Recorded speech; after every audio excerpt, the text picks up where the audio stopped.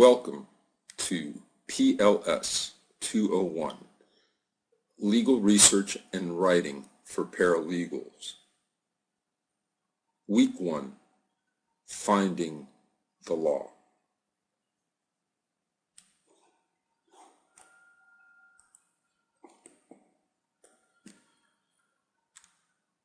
Effective legal research is key to becoming a competent paralegal.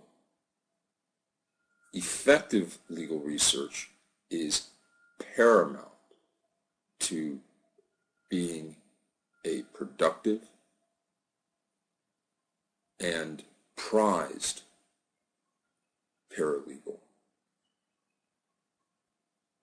Paralegals are expected to know how to use both print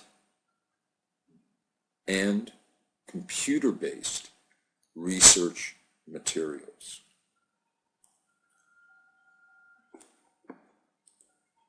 By print, I will refer to books, newspapers,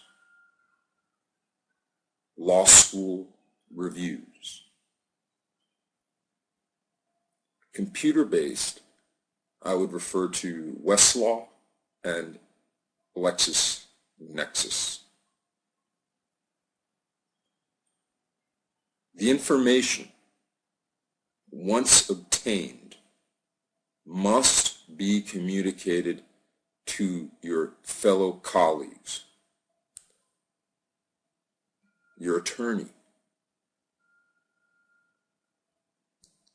and fellow paralegals at the law firm. The information must be communicated to clients. They must be knowledgeable, educated, and informed of the legal issues. The information, once reduced to legal memoranda, must be provided to opposing counsel. And depending on your jurisdiction, that information must be provided to your judge.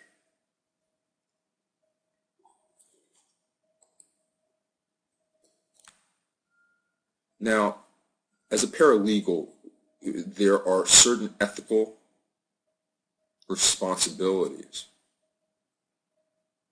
for which your attorney shall be responsible for by way of your actions. Attorneys are responsible for the actions of their paralegals, so they will choose a paralegal that is most competent and one who need not be micromanaged. The failure to conduct research according to specified guidelines may result in liability issues or a malpractice case against your attorney.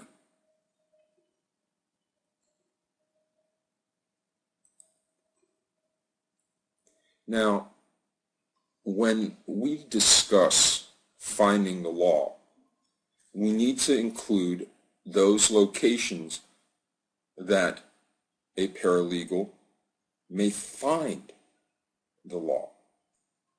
And that would be in a law school library, a paralegal school library, a local library, a government library, and a courthouse library. These are places to go where you can use both paper, print material, and computer-based research material by way of internet portals that are provided at those libraries. In the next session, we will complete week 1. Thank you.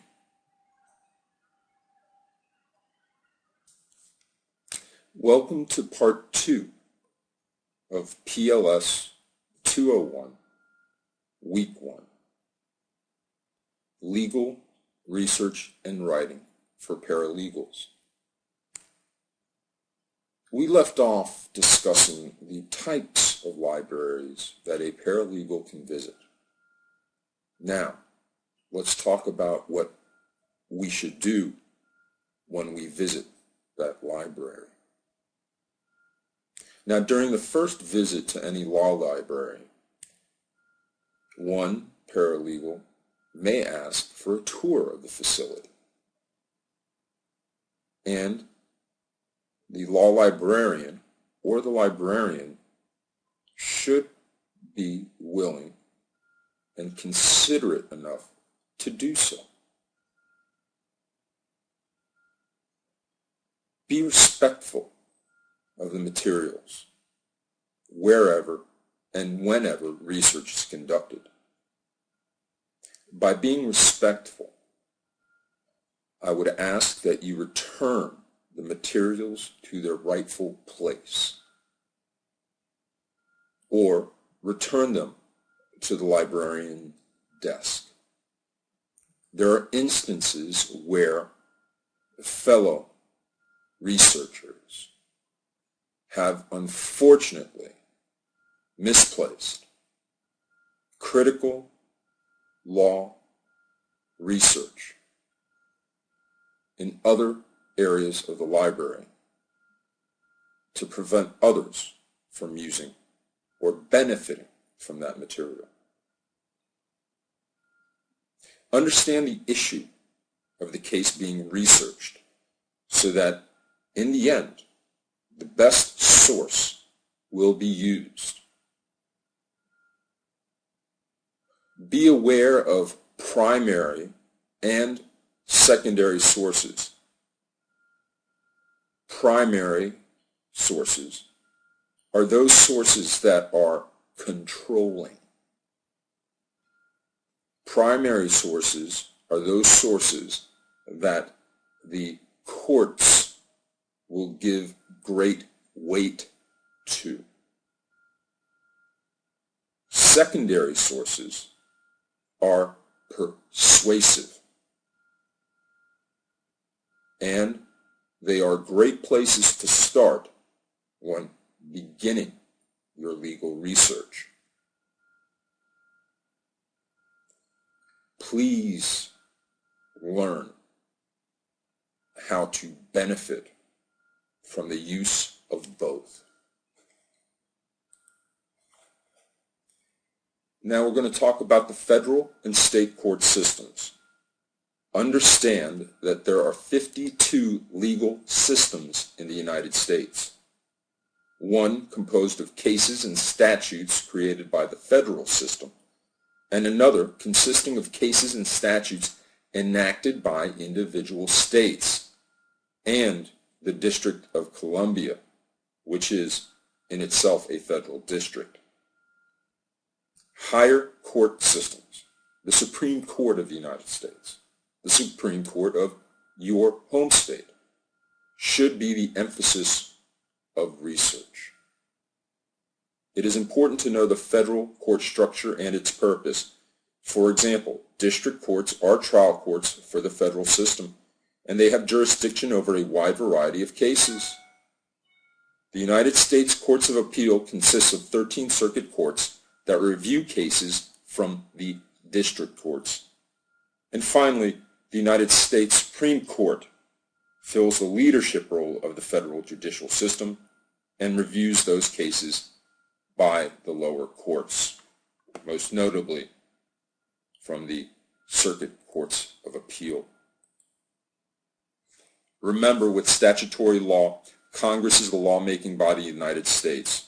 Federal statutes are classified as follows: public laws, private laws, permanent laws, and temporary laws. Keep those in mind, because a paralegal must be astute and keep up with the changes made to those statutes and remain up to date with those statutes. Good luck.